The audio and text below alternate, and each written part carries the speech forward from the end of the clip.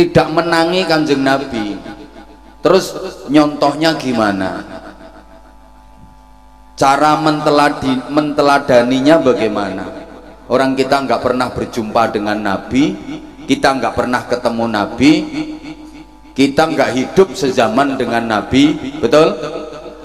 Contoh sederhana, kalau Nabi bersabda, "Shollu kama ra'aitumuni usolli," sholatlah kalian seperti kalian melihat aku mengerjakan sholat. Ini perintah Nabi. Kita diperintah sholat seperti kita melihat Rasulullah mengerjakan sholat. Kalau diterapkan, nggak ada orang yang bisa sholat kecuali orang-orang yang pernah melihat Rasulullah mengerjakan sholat. Lah warga Pasir Utama ini ya nggak ada yang bisa sholat. Wong nggak ada yang pernah melihat Rasulullah mengerjakan sholat. Tapi nyatanya warga Pasir Utama sini semuanya mengerjakan sholat, betul? Kecuali yang tidak. Coba saya tanya, di sini sholat subuh masih 2 rakaat? Oh iya, masih nggih? Terus sholat duhur kabarnya gimana akhir-akhir ini? Masih 4 rakaat? Mbok menawa apa-apa larang terus disudo rakaate. Anda mengerjakan sholat subuh 2 rakaat, sholat duhur 4 rakaat, itu mencontoh siapa? Mencontoh Rasulullah. Kapan ketemunya? Kapan melihatnya? Nggak pernah. Mencontoh dari Al-Quran. Dalam Quran juz berapa, surat apa, ayat berapa yang menjelaskan kalau subuh 2 rakaat, duhur 4 rakaat, maghrib 3 rakaat? Nggak ada. Tapi nyatanya umat Islam seluruh dunia, halo, kalau mengerjakan sholat maktubah jumlah rakaatnya sama. Terus mencontoh siapa? Ya mencontoh Rasulullah, cuma nggak secara langsung. Ada yang menjadi wasilah lantaran ilmunya Rasulullah sampai ke Indonesia, termasuk Pasir Utama. Siapa? Ya para ulama, para kiai, guru-guru ngaji. Saya sering ibaratkan ilmu itu umpama air, Allah itu sumbernya, Rasulullah adalah pompa airnya. Sedangkan para ulama, guru-guru ngaji itu pipa-pipanya, pralon-pralone. Pipa, pralon itu kelihatannya gelimbang-gelimbung, padahal itu kerja nganter air. Maka siapa yang meremehkan pipa, meremehkan pralon, alamat gak kebagian air. Rasulullah itu di Makkah, di Madinah, tapi ilmunya kok bisa sampai Pasir Utama, bisa sampai Rokan Hulu. Siapa yang mengantarkan? Ya pralon-pralon itu tadi, para ulama, para kiai, guru-guru ngaji. Maka kalau ingin agama Islam tetap eksis, kalau ingin Islam tetap kuat, tetap syiar, kalau ingin anak keturunan kita kenal Islam dengan baik, para ulama, para kiai, ustadz ustadzah, guru-guru ngaji harus dimuliakan, dihormati, dirawat, dirumat. Saiki guru-guru ngaji ku rapatek dirumat, dituturi tok. Guru-guru ngaji ki cuma dituturi, sabar Pak Ustadz, anak-anak kene nakal, nggih. Sing ikhlas Pak Ustadz, nggih. Dituturi tok, tapi gak diopeni, gak dibayari. Makanya rata-rata guru-guru ngaji kuru-kuru, sampai kopiahnya lobok. Gila diterus-terus nondase iso kimpes. Lo kalau nggak percaya, bangun masjid segede-gedenya, bikin masjid yang gede, luas, lebar, megah, mewah, indah. tapi guru-guru ngaji jangan dirawat. Guru-guru ngaji aja diopeni, sepi mesti masjidnya. Nggih napa nggih? Ya iya. Saiki iku akeh wong bangun masjid kegeden. Masjidnya gak wedi, tapi sing jamaah sak sof lho gak penuh. Akhirnya lodok masjidnya. Padahal apa-apa nek lodok ora penak. Penak sing ngepres-ngepres ngono. Iki guyune kok orang genah. Ayo Mas, sampean nganggo kopiah lodok penak apa ora? Nganggo sandal lodok penak apa ora? Ora penak kok. Ibu-ibu sampean nganggo BH lodok. Mbrosot kok. Penak sing ngepres-ngepres. Masjid ya apik sing ngepres. Makanya daripada masjid jamaahnya nggak banyak, satu soft satu baris saja nggak penuh, bikin masjid nggak usah gede-gede menghabiskan biaya.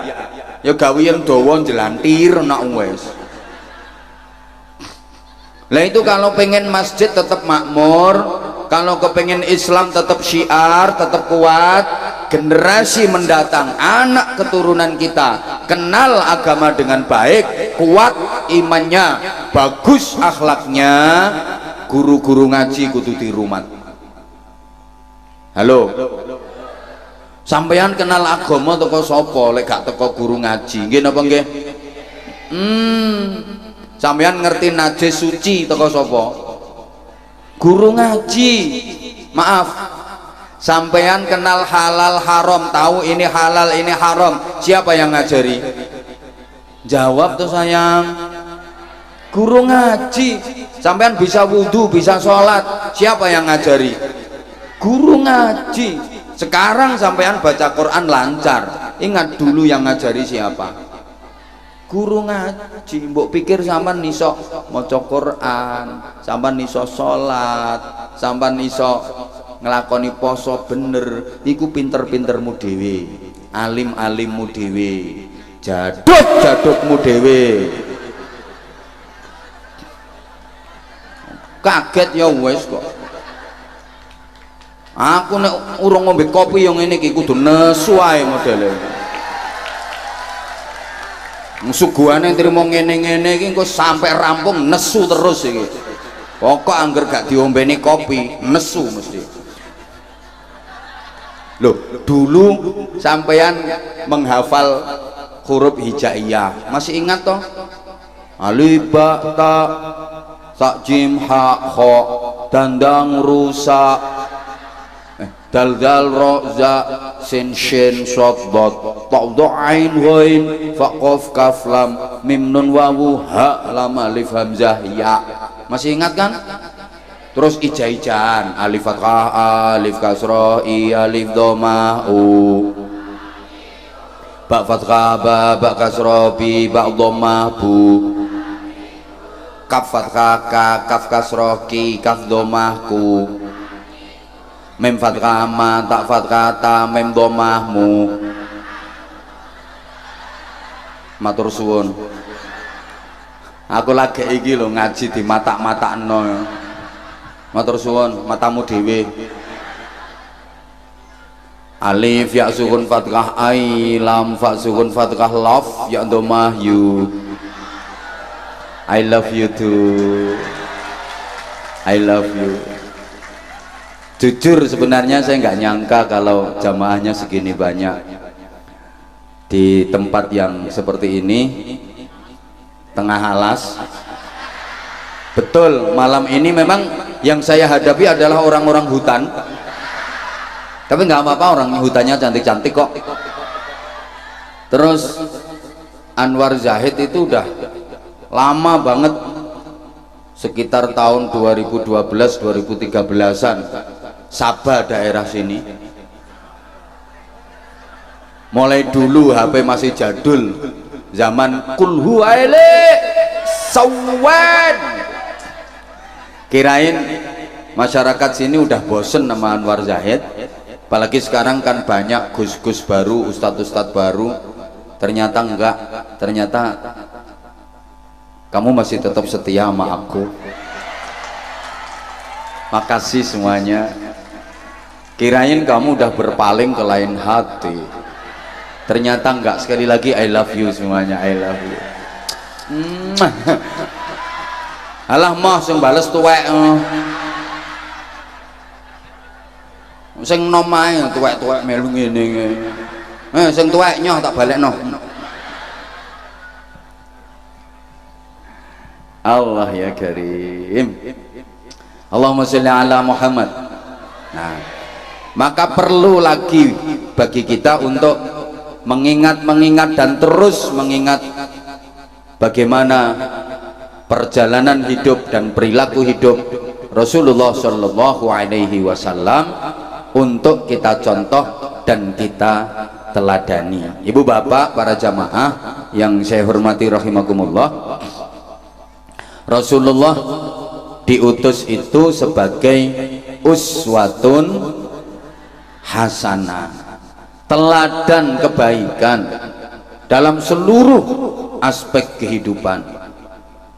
Kanjeng Nabi itu contoh tulodo sing apik kanggone kula sampeyan. Nah, karena kita udah tidak hidup sezaman dengan Rasulullah, gak menangi Kanjeng Nabi, kita dibimbing oleh para kiai, para ulama agar bisa mencontoh Rasulullah dengan benar. Maka dikatakan al ulama warasatul anbiya. Para ulama itu adalah pewaris dari para nabi. Apa yang diwarisi? Halo, tolong konsentrasi, kita ngajinya nggak lama-lama kok. Oh lama nggak apa-apa. Oke, siapa takut. Tapi masih belum konsentrasi kayaknya. Saya perhatikan bapak-bapak dan mas-masnya masih banyak yang bengong, seakan-akan nggak percaya kalau yang dilihatnya adalah Anwar Zahid. Terlebih ibu-ibu dan mbak-mbaknya masih banyak yang terpesona memandang saya. Malah ono sing ngrasani kok gek biyen kok ora ngono to rupane. Eling aku. Pokoknya enek sing ngomong ngono. Wonge gawe kudung warnane abu-abu. Halo. Halo. Yang diwaris yang jelas bukan harta, bukan kekayaan. Nabi menyatakan nahnu ma'asyiral anbiya la nurasu ma taraknahu sadaqah. Kayak kok mantuk-mantuk ngerti artine. Orang ngerti artine ngene-ngene malah bingung ke aku. Kami para nabi ngantuk kok matane melorok. Kami para nabi tidak mewariskan harta, tidak mewariskan kekayaan. Terus apa yang diwarisi oleh para ulama dari Rasulullah Shallallahu Alaihi Wasallam adalah peranan-peranannya. Makanya Allah mengutus Nabi itu sebagai basyarun, sebagai manusia bareng. Pokoknya sing gak melu muni bukan manusia. Tak baleni, Allah mengutus Nabi itu sebagai basyarun, manusia bareng. Nah, agar mudah dicontoh oleh kita manusia. Andaikan Allah mengutus Nabi itu dari jenis malaikat, kita kesulitan mau nyontohnya. Gimana manusia kok mencontoh malaikat? Kangelan nek nyontoh. Lek padha menungsone kan nyambung, cocok. Kayak sholat berjamaah, makmumnya manusia, imamnya juga manusia. Misalnya warga Pasir Utama sholat jamaah isya, imamnya malaikat Jibril. Katok namanya. Rakaat pertama habis Fatihah baca Quran khatam 7 kali. Rakaat kedua habis Fatihah baca Quran khatam 5 kali, geblak kabeh. Lah kalau malaikat kan nggak ada capek, malaikat itu nggak tahu kesel, nggak tahu pegel. Masa ono malaikat pegelen? Mas, zaman tahu petuk malaikat Mikael pijet. Kayak ngaji ini, jamaahnya manusia, yang ceramah juga manusia, enak nyambung. Coba misalnya ini yang ceramah malaikat Israel, bubar. Halo. Nah, manusia itu makhluk sosial, human socially, saling membutuhkan, gak bisa hidup tanpa pihak lain, sehingga dunia ini dibikin lestari oleh Allah. Harus ada keseimbangan, sehingga manusia saling membutuhkan. Karenanya kita nggak boleh merasa paling penting, kita nggak boleh merasa lebih baik daripada orang lain. Manusia dibikin, maaf, ada yang kaya, ada yang miskin. Ini supaya alam ini terjadi keseimbangan. Misalnya ya, manusia seluruh dunia ini kaya semua, wong sak donya iki kok sugih kabeh, kukut wis sak donya nih. Ngerti kukut ora? Ya Allah, apa maneh umpamane wong sak donya kok melarat kabeh kaya sebelah kono kae, wis kiamat donya ini.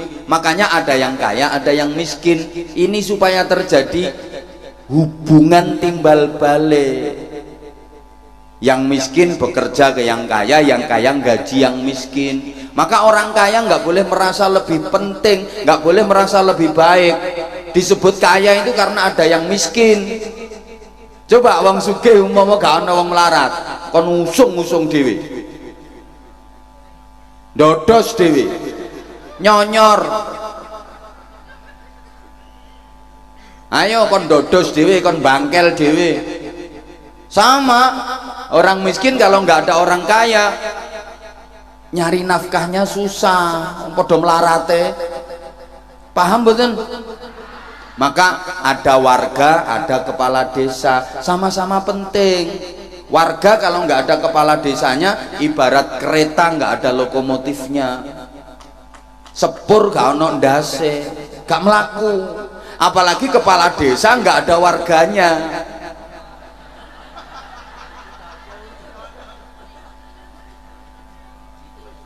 Makanya jadi kepala desa juga nggak boleh merasa paling penting. Paham?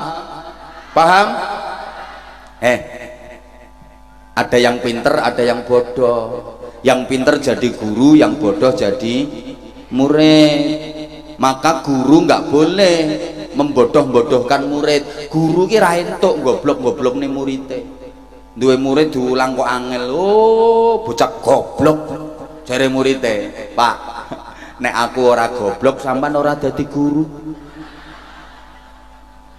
Sampean dadi guru entuk bayaran iki mergo aku goblok iki lho, Pak. Umpama aku pinter, gurune aku, Pak, dudu sampean.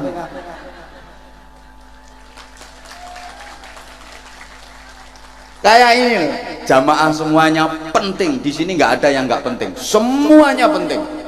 Nggak ada yang nggak penting. Semua penting. Saya, insya Allah ya penting. Jamaah semua penting. Ada kiai ceramah merasa paling penting, coba ditinggal bubar jamaahnya, ceramah dewe bengok-bengok gendeng. Maka siapa yang menyelamatkan kiai dari kegendengan? Jamaah. Mergono jenengan-jenengan aku waras. Kebayang nggak misalnya aku ceramah dewe ning kene bengok-bengok, diborgol karo polisi wisan. Allahumma sholli ala Muhammad. Maaf, suami penting, istri juga penting, sama-sama penting. Wong lanang penting, wong wedok yo penting. Ojo rumangsa paling penting. Bapak jangan mentang-mentang sebagai kepala keluarga, dalil ar-rijalu qawwamuna 'alan nisa, yang cari nafkah aku, yang cari duit aku, yang ngasih belanja aku, pimpinan keluarga aku, terus merasa paling penting. Sak penting-pentingnya wong lanang. gak direken karo wong wedok, kaku bro. Nek kadung kaku ngono ku piye ndek? Petok apa-apa kaya cuklek kabeh. Wong sing iso nglemesno ya mek kono kuwi. Wong lanang rumangsa paling penting gak gelem apik karo wong wedok, gak direken bingung sampean. Mumet ta. Sing wedok nyantai guyu-guyu anake diomongi. Deloken le bapakmu mumet ae deloken. Alate tak singgahno.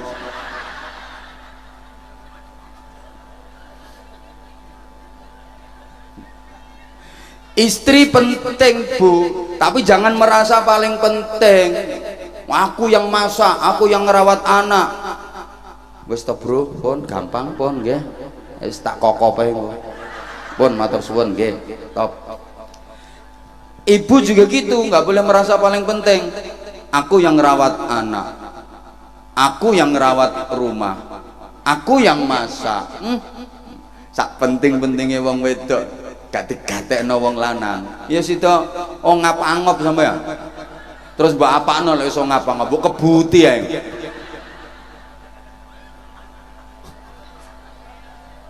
Nah. Allah mengutus nabi itu dari jenis manusia.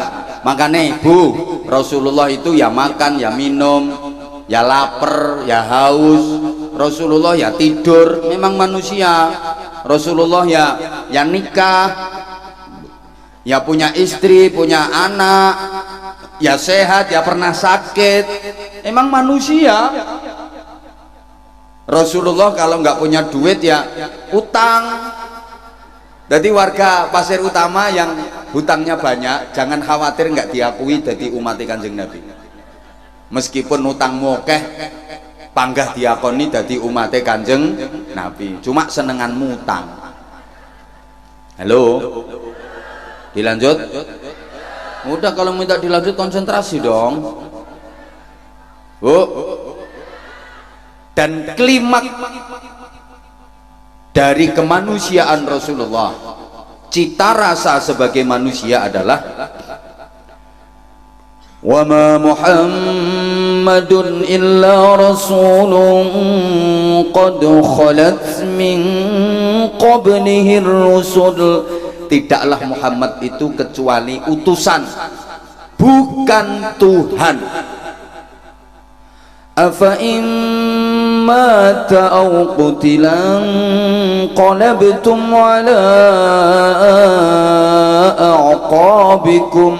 Apakah jika misalnya Muhammad mati atau terbunuh, kalian kembali menjadi kafir?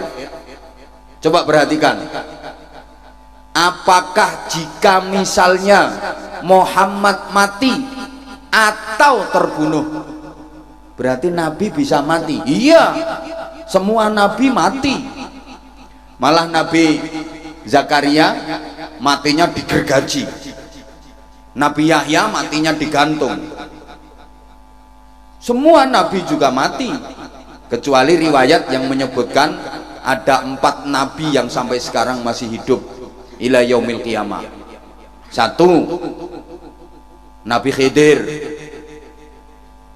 itu dikasih tugas menjaga keamanan laut, kepala staf angkatan laut itu Nabi Khidir.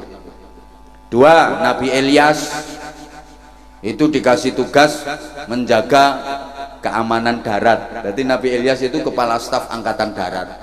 3, Nabi Isa, tempatnya di langit, diangkat sama Allah, tinggal di langit, itu kepala staf angkatan udara. 4, Nabi Idris, ini ketika pengen tahu rasanya mati, minta ketemu malaikat Israel, dicabut nyawanya, diajak keliling neraka, semaput berkali-kali, kemudian diajak keliling ke surga, kerasan nggak mau pulang. Sekarang Nabi Idris dikasih tugas menjahit pakaian ahli surga. Jadi Nabi Idris sih gak nganggur neng swarga, dikai penggawean sampai Gusti Allah, dikongkon jahit pakaiane penduduk swarga. Nggonku wis dadi.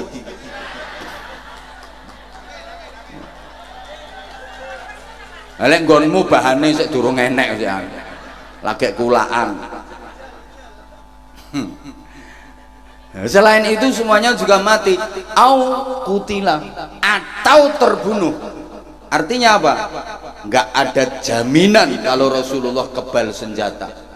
Tidak ada garansi kalau Nabi Muhammad kebal senjata. Sehingga Rasulullah ketika perang ngatur taktik, ngatur strategi. Kalau perang Rasulullah pakai baju besi, nggak ada jaminan kebal senjata. Rasulullah ketika terkena senjata terluka, berdarah.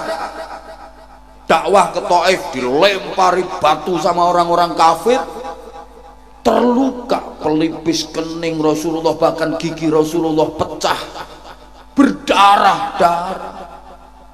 Maka nilai ono wong Pasir Utama kena antem watu tayeng bendol getien, jelas itu umatnya Kanjeng Nabi.